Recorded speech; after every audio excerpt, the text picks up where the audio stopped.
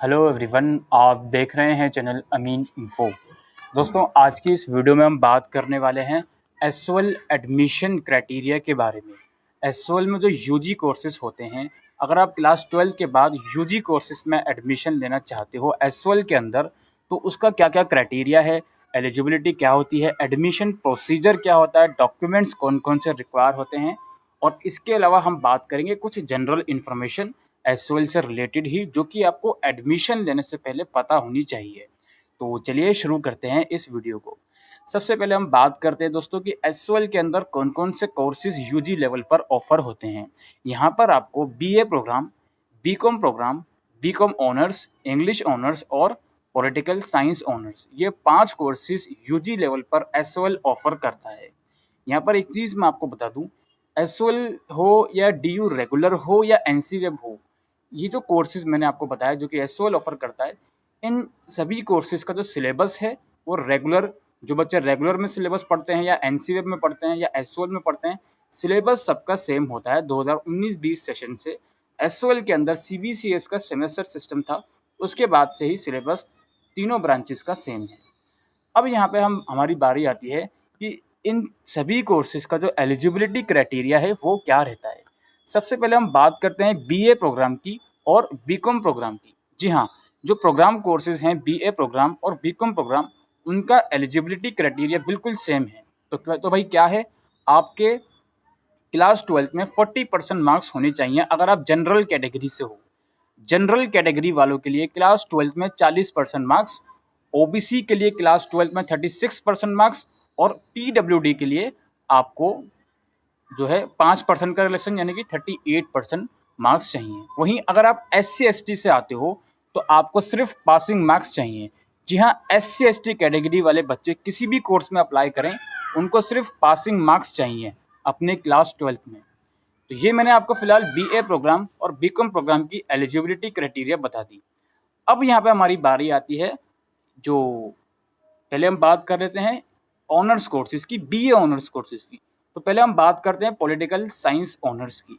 Political science honours में आपको class 12 में 1 लैंग्वेज प्लस जो भी आपके एकेडमिक सब्जेक्ट होते हैं, उसमें आपके 50% मार्क्स होने चाहिए अगर आप जनरल से हो।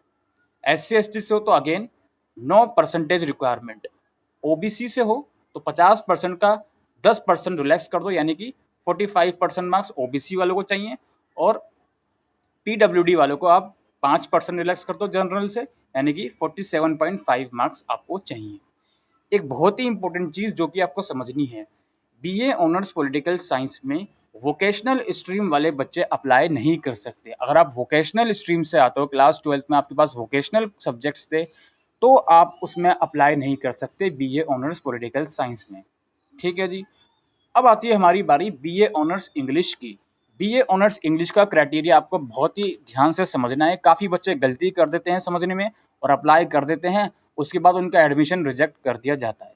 तो बीए ऑनर्स इंग्लिश में जो क्राइटेरिया है वो सिंपल सी चीज़ है, जनरल वालों को 65% मार्क्स क्लास 12 में चाहिए। ठीक है जी, सिंपल सी बात है। वोकेशनल स्ट्रीम वाले बच्चे अप्लाई नहीं कर सकते हैं इंग्लिश ऑनर्स कोर्सेज में भी। ठीक है, तो क्राइटेरिया ये है, जनरल वालों को 65% मार्क्स चाहिए, प्लस यहाँ पे आपने क्लास 12 में अगर इंग्लिश लैंग्वेज पढ़ी है, अब यहाँ पे ऑब्वियसली आपने पढ़ी होगी, बिकॉज इंग्लिश ऑनर्स के लिए तो यार इंग्लिश लैंग्वेज कंपलसरी है। तो इंग्लिश में आपके अगर इंग्लिश कोर पढ़िए तो इंग्लिश इंडिविजुअल सब्जेक्ट में 75 मार्क्स, 75 मार्क्स आपके होने चाहिए, और अगर इंग्लिश इलेक्टिव या फंक्शनल इंग्लिश पढ़िए तो 65 मार्क्स आपके होने चाहिए। ये जनरल की एलिजिबिलिटी क्राइटेरिया है। SC/ST वालों के लिए अगेन पासिंग मार्क्स रिक्वायरमेंट है। ओबीसी के लिए आप रिलैक्स कर दो, यानी कि जो ओबीसी के लिए एलिजिबिलिटी क्राइटेरिया है 59.5% मार्क्स आपके होने चाहिए एग्रीगेट। इसके अलावा इंग्लिश सब्जेक्ट के जो कि जनरल वाले बच्चों के लिए इंग्लिश कोर अगर उन्होंने पढ़ी है तो क्लास 12 में 75 मार्क्स इंग्लिश सब्जेक्ट में चाहिए। वही ओबीसी वालों को आप 10% रिलैक्स कर दो, यानी कि 75 में से 7.5 मार्क्स आप लेस कर दो, तो अप्रॉक्स 67.5 आपके बनेंगे। वहीं अगर आपने इंग्लिश इलेक्टिव या इंग्लिश फंक्शनल पढ़ी है तो आप उसको उसके अकॉर्डिंग रिलैक्स कर सकते हो कि भाई जो 65 जनरल वालों के लिए था तो उसके अकॉर्डिंग आप रिलैक्स कर दो। ऐसे ही पीडब्ल्यूडी के लिए आप रिलैक्स कर सकते हो, आपको स्क्रीन पर दिख रहा होगा, इसका स्क्रीनशॉट भी आप लोग ले सकते हो। इसके बाद हमारा कोर्स बचता है बीकॉम ऑनर्स। बीकॉम ऑनर्स के लिए आपको 55% मार्क्स चाहिए जनरल वालों को। अगर आप वोकेशनल स्ट्रीम से हो तो भी आप एलिजिबल हो, 60% मार्क्स उस केस में आपको चाहिए। SC ST वालों को मिनिमम पासिंग मार्क्स, कोई परसेंटेज की रिक्वायरमेंट नहीं है। कोई OBC वालों को आप 10% रिलैक्स कर सकते हो। एक बहुत ही इंपॉर्टेंट चीज़ है, बीकॉम ऑनर्स में अगर आपको SOL में एडमिशन चाहिए तो उसके लिए बिल्कुल भी मैथ्स क्लास 12 में होना मैंडेटरी नहीं है। ठीक है भाई, दोबारा रिपीट कर देता हूँ, मैथ्स क्लास 12 में होना मैंडेटरी नहीं है अगर आप SOL में एडमिशन चाहते हो बीकॉम ऑनर्स में। हाँ जी, रेगुलर के लिए मैंडेटरी होती है, लेकिन SOL के लिए मैंडेटरी नहीं है। ये मैंने कोर्सेज के बारे में आपको बता दिया है। अब यहाँ पे बात करता हूँ फीस की। फीस जो हम ऑब्वियस सी बात है, लास्ट एकेडमिक सेशन में जो फीस थी वो 4040 रुपये फीस थी, 1 साल की। हर कोर्स की फीस 4040 रुपये थी। PWD वाले बच्चों के लिए फीस काफ़ी कम होती है, अप्रॉक्स 50 रुपये की फीस होती है 1 साल की। नॉर्मल क्या होता है, PWD के जो बच्चे होते हैं, जो फिजिकली हैंडीकैप होते हैं, उनका एडमिशन ऑफलाइन होता है कैंपस में जाकर। लेकिन लास्ट ईयर PWD वाले बच्चों का भी एडमिशन ऑनलाइन ही होता है ड्यू टू कोविड-19 पैंडमिक। ठीक है, तो होपफुली आप उम्मीद करिए, अगर आप फिजिकली हैंडीकैप स्टूडेंट हैं तो आपका जो एडमिशन है इस साल भी ऑनलाइन ही होगा। वो जब फॉर्म निकलेंगे, प्रोस्पेक्टस आएगा, उस टाइम पर सारी चीज़ें क्लियर हो जाएंगी। फीस की बात हो गई, आपकी एलिजिबिलिटी की बात हो गई, और कोर्सेज कौन कौन से हैं इसकी बात हो गई। अब बहुत ही अवेटेड क्वेश्चन आपके दिमाग में होगा कि इसके फॉर्म कब निकलते हैं। देखो, अगर हम बात करें 2020 की तो काफ़ी लेट फॉर्म निकले थे, अक्टूबर में फॉर्म निकले थे। 2020 में DU रेगुलर के फॉर्म जुलाई में निकल गए थे आई थिंक, और SOL के फॉर्म अक्टूबर में निकले थे। लेकिन वहीं 2019 की अगर मैं बात करूं तो SOL के फॉर्म जुलाई में निकल गए थे। तो भाई काफ़ी यहाँ पर जो है आप बोल सकते हो कि एग्जैक्ट डेट कोई नहीं बता सकता SOL एडमिशन की, बस इतना कह सकते हो कि भाई जब DU रेगुलर के एडमिशन स्टार्ट हो जाते हैं तो उसके बाद ही SOL के फॉर्म निकलते हैं। आप ये अंदाज़ा लगा सकते हो, अगस्त के मंथ में फॉर्म निकल सकते हैं, अदरवाइज सितंबर में निकल सकते हैं। ठीक है, अब कुछ जनरल इन्फॉर्मेशन आपको SOL के बारे में ज़रूर जाननी चाहिए एडमिशन लेने से पहले। देखो जी, SOL जो है उसके जो सेंटर हैं सिर्फ दिल्ली में है, एग्ज़ाम सिर्फ दिल्ली में होगा। ऑफ कोर्स ही बात है यार, आप इंडिया में किसी भी कोने में हो, आप यूपी में हो, बिहार में हो, जम्मू एंड कश्मीर में हो, हरियाणा में हो, राजस्थान में हो, कहीं पर भी हो, आप SOL में ईजिली एडमिशन ले सकते हो, कोई भी दिक्कत वाली बात नहीं है। बस जिस बोर्ड से आपने क्लास 12 करी है वो बोर्ड रिकॉग्नाइज होना चाहिए। ओपन से करिए, कोई दिक्कत नहीं है, आप ले सकते हो एडमिशन। बस सारे क्राइटेरिया, मार्क्स का क्राइटेरिया आपको फुलफिल करना होगा, आप एडमिशन ले सकते हो। लेकिन SOL के जो एग्ज़ाम होते हैं वो सिर्फ और सिर्फ दिल्ली में होते हैं। आपको दिल्ली आना पड़ेगा अगर आप एग्ज़ाम दोगे। ऑफ कोर्स ही बात है यार, एडमिशन ले रहे हो तो एग्ज़ाम भी दोगे, तो एग्ज़ाम के लिए आपको दिल्ली में आना होगा। ये जो कोर्सेज हैं इनके जो एग्ज़ाम होते हैं साल में 2 बार होते हैं। CBCS का सेमेस्टर सिस्टम फॉलो करा जाता है, तो इसके अकॉर्डिंग आपके 1 साल में 2 सेमेस्टर होते हैं। 3 साल का UG कोर्स है, तो टोटल 6 सेमेस्टर आपके होते हैं। जो ऑड सेमेस्टर है वो मई जून में होता है, और इवन सेमेस्टर जो होता है नवंबर दिसंबर में होता है। मैंने उल्टा बोल दिया, इवन सेमेस्टर मई जून में होता है और ऑड सेमेस्टर आपका नवंबर दिसंबर में कंडक्ट होता है। साल में 2 बार आपके एग्ज़ाम हो गए। अच्छा, SOL अपने बच्चों को स्टडी मटेरियल प्रोवाइड करता है हार्ड कॉपी में, कोई फीस उसकी अलग से नहीं ली जाती। तो स्टडी मटेरियल के लिए भी आपको दिल्ली आना होगा।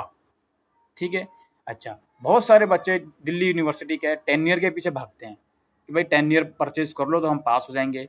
तो देखो, मेरा पर्सनली ये मानना है कि यार कोई भी सब्जेक्ट आप पढ़ रहे हो, अगर आपके पास प्रॉपर टाइम है, प्रॉपर मनी भी है आपके पास, तो प्रॉपर एक ऑथर की बुक परचेज करिए, उसमें से सारे कॉन्सेप्ट अच्छे से पढ़िए, तभी आप अपनी ग्रेजुएशन का जो रिजल्ट है वो आके देख पाओगे। अच्छा, बट स्टिल काफ़ी बच्चे टेन्योर के पीछे भागते हैं, तो भाई टेन्योर के लिए आपको दिल्ली आना पड़ेगा। अगर आप दिल्ली के बाहर हो तो आप ऑनलाइन देख सकते हो अमेजोन वगैरह पर, उसके अलावा आपको कोई और टेन्योर नहीं मिलेंगे, बहुत ही कम चांसेस हैं। अदरवाइज दिल्ली आपको आना पड़ेगा। ठीक है, एग्जाम देने दिल्ली आना पड़ेगा। स्टडी मटेरियल जो SOL प्रोवाइड करता है वो ऑफ कोर्स सी बात है, दिल्ली में ही सेंटर है, तो दिल्ली उसके लिए भी आना पड़ेगा। ये सब चीज़ें SOL में चलती हैं। एक और चीज़ है भाई, SOL का रिजल्ट डिले आता है।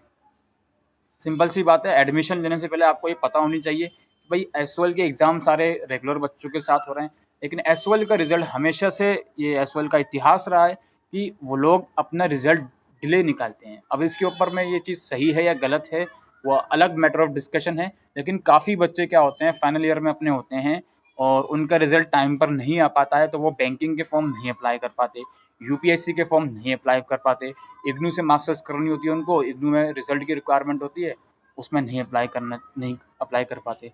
लेकिन इसके साथ साथ आपको एक चीज़ और समझनी पड़ेगी, वो चीज़ ये है कि एसओएल के अंदर एक प्रोविजन है कॉन्फिडेंशियल रिजल्ट की। सपोज करिए आपकी ग्रेजुएशन कंप्लीट हो गई, फाइनल ईयर के आपने एग्जाम दे दिए, उसके बाद आपको मास्टर्स में अप्लाई करना है। अब देखो यार, कोई भी यूनिवर्सिटी हो देश में इग्नू के अलावा, मास्टर्स में वो अप्लाई करना आपको देती है। आप फाइनल ईयर में हो, आपका रिजल्ट नहीं आया, मास्टर्स में आप अप्लाई कर सकते हो, चाहे वो बनारस हिंदू विश्वविद्यालय हो, अलीगढ़ मुस्लिम विश्वविद्यालय हो, जामिया मिलिया इस्लामिया हो या जवाहरलाल नेहरू विश्वविद्यालय हो। वो सब यूनिवर्सिटी अलाउ करती हैं कि आज आप मास्टर्स में अप्लाई करिए, अगर आपका रिजल्ट नहीं आया है तो भी, तो आप अप्लाई कर दोगे और उसके बाद आपका अगर एडमिशन लिस्ट में नाम आ जाता है तो उस प्रूफ के बेस पर आप एसओएल से कॉन्फिडेंशियल रिजल्ट निकलवा सकते हो। कॉन्फिडेंशियल रिजल्ट का मतलब होता है कि नॉर्मल जो रिजल्ट का टाइम होता है उससे पहले अपना रिजल्ट निकलवा लेना एसओएल कैंपस में जाकर। तो ये भी एक प्रोविजन है जो कि आपको पता होनी चाहिए, क्योंकि काफ़ी बच्चे पूछते हैं कि सर रिजल्ट लेट आता है, क्या मैं एडमिशन लूँ या नहीं लूँ। हाँ जी, ये बात सच है कि रिजल्ट लेट आता है, लेकिन एक तरफ ये बात भी सच है कि आपको जो है कॉन्फिडेंशियल रिजल्ट की सुविधा भी एसओएल प्रोवाइड करता है। इसके अलावा स्टडी मटेरियल जो एसओएल प्रोवाइड करता है वो आप कलेक्ट करो कैंपस में जाके या नहीं करो, कोई इसमें मैंडेटरी नहीं है। वही सेम स्टडी मटेरियल आपको एसओएल की वेबसाइट पर भी देखने को मिलेगा। ठीक है भाई, ये सब कुछ प्रोविजन है एसओएल की, गाइडलाइंस वगैरह जो भी मैंने आपको बताया एडमिशन से रिलेटेड, यूनिवर्सिटी से रिलेटेड, वो सब चीज़ें मैंने आपको इस वीडियो में बताई हैं। और मैं आपसे रिक्वेस्ट करूंगा कि अगर आप इस चैनल को अभी तक देख रहे हो, फर्स्ट टाइम देख रहे हो, तो आप चैनल को सब्सक्राइब जरूर करिएगा, क्योंकि इस चैनल पर आपको एसओएल से रिलेटेड स्पेसिफिकली जितनी भी इंपॉर्टेंट जानकारी होती है एग्जाम से रिलेटेड और जो भी अदर इन्फॉर्मेशन होती है वो आपको मिलती जाएगी। और हाँ, एक और चीज़ मैं बताना भूल गया कि भाई एसओएल में असाइनमेंट नहीं होते हैं। ठीक है भाई, और एक और चीज़ जो इम्पोर्टेंट है वो है डॉक्यूमेंट्स की। भाई डॉक्यूमेंट्स कौन कौन से रिक्वायर होते हैं ये भी आपको समझना है। देखो, आपको सबसे पहले तो चाहिए होगा अपने 10th और 12th की मार्कशीट, पासपोर्ट साइज फोटोग्राफ और सिग्नेचर। ये तो बेसिक डॉक्यूमेंट हैं, ये तो आपको चाहिए ही होंगे। इसके अलावा अगर आप कोई रिजर्व कैटेगरी में आते हो, ओबीसी, एससी एसटी या पीडब्ल्यूडी, तो उसका सर्टिफिकेट आप अपलोड करोगे। उसके अलावा कैरेक्टर सर्टिफिकेट और प्रोविजनल सर्टिफिकेट आपको अपलोड करना है। अगर आपने अपनी क्लास 12 अपार्ट फ्रॉम सीबीएसई किसी और बोर्ड से करिए तो माइग्रेशन सर्टिफिकेट भी अपलोड कर दीजिएगा। ठीक है जी, माइग्रेशन सर्टिफिकेट आपको अपने स्कूल से मिल जाता है, कोई इसमें खास प्रॉब्लम नहीं आती है। और मार्कशीट वगैरह जो मैंने आपको बताया ये सब डॉक्यूमेंट रहते हैं। और एक कैंसिल चेक मांगते हैं वो लोग कि भाई जो आपने फॉर्म फिल करते वक्त बैंक की डिटेल फॉर्म में दी है, अगर आपका एडमिशन कैंसिल होता है तो भाई वो वापसी फीस आपकी उस बैंक में जाएंगी। तो जिस बैंक की डिटेल आप फॉर्म फिल करते वक्त देते हो उस पर्टिकुलर बैंक का कैंसिल चेक, एक चेक कट करके उसके ऊपर क्रॉस मार के वो भी उसमें अपलोड करना होता है। तो ये सब जानकारी एसओएल से रिलेटेड थी। आई होप आपको अगर ये वीडियो यूजफुल लगी हो तो वीडियो को शेयर कर सकते हैं अपने फ्रेंड्स के साथ जिनको भी एसओएल में एडमिशन चाहिए। तो बस इसी के साथ दोस्तों आज के लिए इस वीडियो में इतना ही। Thank you.